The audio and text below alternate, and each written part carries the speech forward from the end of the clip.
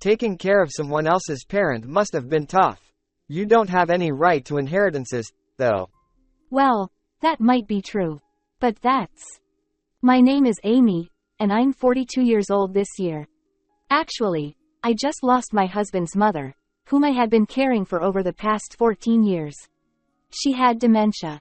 So, I quit my job when her symptoms started and moved in to take care of her. I've been providing care for her for 14 years since I was 28. And after seeing her pass away, I feel a bit relieved. To be honest, caregiving at home was really tough. I thought of hiring a caregiver, but my husband, Jason, was against it. Having someone in the house is not acceptable. I'm sure Mom wouldn't like it. So, we couldn't rely on a caregiver. Also, when my mother-in-law's dementia was in its early stages, she mentioned, I don't want to be a burden. So, could you consider putting me in a nursing facility? There should be money left by my husband, right? But Jason was against that too. It feels like abandoning Mom, and I don't like it. I want to take care of Mom until the end. But he ended up not caring for her at all. He even refused to do various procedures. It's too difficult to understand those things for me, so I'll leave it to you.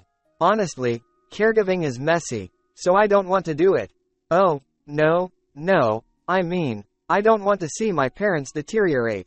Amy, you can understand, right? Jason had been avoiding caregiving. It seemed he disliked thinking about various matters and expending effort. Somehow, I understood his feelings.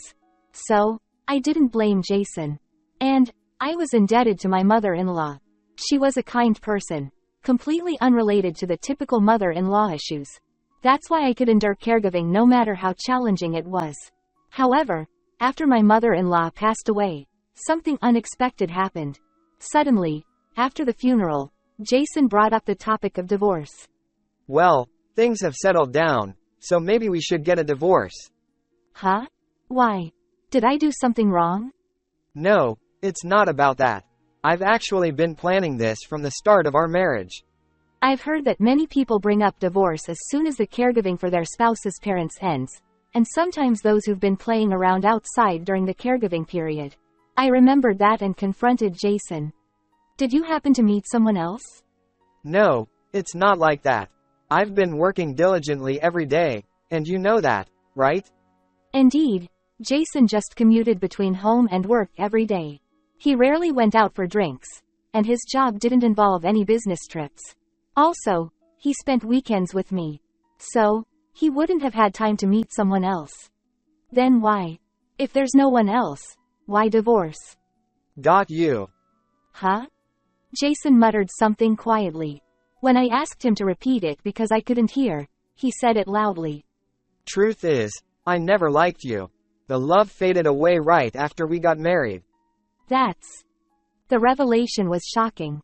We thought we were a happy couple, so why would he say something like that? It was completely unexpected. Because Amy, you had a better salary than me. I felt like you were being cheeky about it. Plus, you handled the housework well, never complained, and got along great with my mom. I didn't feel needed, and it hurt my pride as a man. Just because of that? Listening to Jason's argument, I couldn't help but feel dumbfounded. It felt like everything I had worked hard for was being invalidated. When we got married, Jason's industry was struggling due to external factors. Despite that, Jason worked hard to earn for us. Seeing his effort, I decided to do the same. I focused on my career to support her with him, even got promoted. I knew Jason struggled with housework, so I did my best to minimize the burden on him. I never complained even when he neglected his share of chores. I supported Jason because I loved him. Actually, I've planned to divorce you when you got promoted before me. I thought you were too arrogant for a woman. But Jason, that's not fair. Companies have different promotion rates, and it's also a matter of internal policies, right?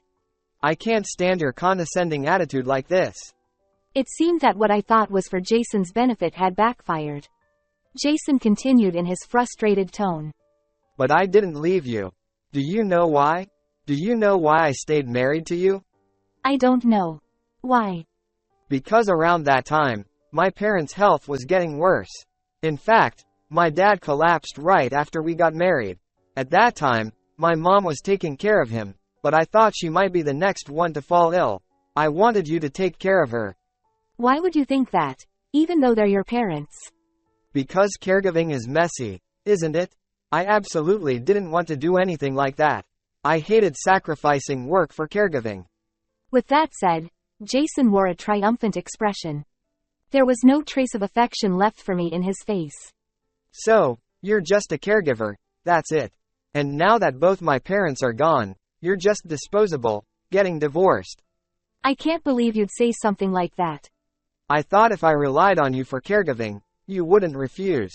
Also, I thought you'd quit your job. Then you'd be unemployed. Since I would make more money, my pride would be intact. So, you made me quit my job for that? Then why did you reject hiring a caregiver or considering a facility? That was just to spite you. It was weird for me to hire a caregiver with my money so you could have an easy time. If my mom went into a care facility, you might end up getting a job again. And if, by some chance, you started earning more than me, I'd be in trouble. That's why I refused everything. After saying this, Jason smirked satisfactorily. Then he handed me a divorce paper. I have no intention of continuing married life with someone I'm done with. Get out of the house quickly. And of course, my mother's inheritance is mine. It's my personal property, so don't expect any share. I didn't start caregiving with that intention from the beginning. I did it because I owed your mother. Yeah, spare me the sob story. Honestly, you're a weird one too. Ruining your career by taking care of someone else's parent. With that, Jason laughed heartily, seeming to thoroughly enjoy himself. As I listened to his laughter, I felt incredibly irritated. Why did it have to come to this? I lived for Jason, even went as far as cohabiting and resigning from work for him, and all I wanted was only to be kind to him. Was Jason just laughing off all my efforts? But just as I felt my anger boiling over, a memory from when I first started caregiving, when my mother-in-law was still lucid, flashed into my mind. So, I smiled and shared it with Jason. What are you talking about? Inheritance? Someone else's parents? Huh? What's up with you? What do you mean by that reaction? Well, you're saying weird things. What do you mean? No matter how much you've cared for her, your mother isn't my parent, right? I'm not saying that. Because, you see, you don't have parents. Huh? Jason looked stunned by my words. But he must have thought it weak to show vulnerability because he quickly reverted to his usual smug smile. It is true that my parents are gone, so I don't have any. But I'll inherit a huge estate. You won't get any inheritance, though. Indeed, I heard that my father-in-law was wealthy. My mother-in-law was also frugal and didn't indulge in extravagance. Her estate would likely be substantial. However, that's irrelevant to Jason. Inheritance? What are you talking about? You're not even their biological child. You wouldn't get anything. Then that must be about you, right? You've wasted your career for someone else's parents. Well, that might be true. If I had known your true character, I would have divorced you. But you're just as curious. What do you mean? What are you trying to say, Amy? You're curious, too, for desperately paying for someone else's care. What do you mean? When I had just started caregiving, my mother-in-law had moments of clarity despite her dementia. So I learned a secret that Jason didn't know. I've heard something from my mother-in-law. You aren't actually their biological child. When you were still a baby, your father's friend and his wife got into an accident, and your father took you in because he thought it was pitiful to send you to a facility. That's a lie. There's no way. I don't have any memory of that. So, it's a story from when you were a baby. It's understandable if you don't remember, right? But, even so, maybe they were considering adoption? Then I should have the right to inherit the estate. You, who did the caregiving, don't have that right. They didn't go through with adoption. What? My father-in-law and mother-in-law were planning to tell Jason everything once he became an adult. They even considered adoption if Jason wished for it. But they decided against it, and they didn't even mention the lack of biological connection. Why not? When I asked, my mother-in-law answered with a sad smile. Since Jason was a high school student or so, He started making comments clearly aiming for our inheritance. How much is this house worth? How much is the insurance payout? How much could I inherit now? Oh, no. At first, we thought he was just at an age when he was curious about many things. But we sensed something abnormal, so my husband and I decided not to talk about it. If we had gone through with adoption, we didn't know what might happen. So, we decided to stop that too. I'll probably never forget the sad expression on my mother-in-law's face at that time. The child she raised from a young age treated her like a cash cow. I wonder how tough it must have been for my father-in-law and mother-in-law. I don't believe that. Yeah, it's probably just another one of your made-up stories, isn't it? Why would you know something like that when even I didn't? Why does a stranger like you know such important things? Because I noticed it when I saw the family register. Why were you looking at something like that? Were you after the inheritance? No, that's not it. Don't you need the family register when submitting the marriage certificate? That's when I realized there was no blood relation between you and your mother-in-law. At first, I didn't think much of it, but then I remembered and asked her about it. No way. I'm surprised that you didn't know about it. Did you really not know? Didn't you confirm the family register when we submitted the marriage papers? Did your mother-in-law perhaps prepare it for you? Well, I was busy with work. Besides the marriage papers, there have been other occasions to see the family register, right? And you still didn't know? How disinterested have you been in various things all this time? Jason had always pushed various documents onto me. He even made me fill out the tax-related documents for his company.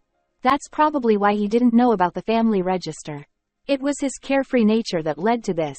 He reaped what he sowed. Yet, for some reason, Jason was getting defensive. How can you keep such an important thing secret for almost 15 years? That's not fair. I don't get it.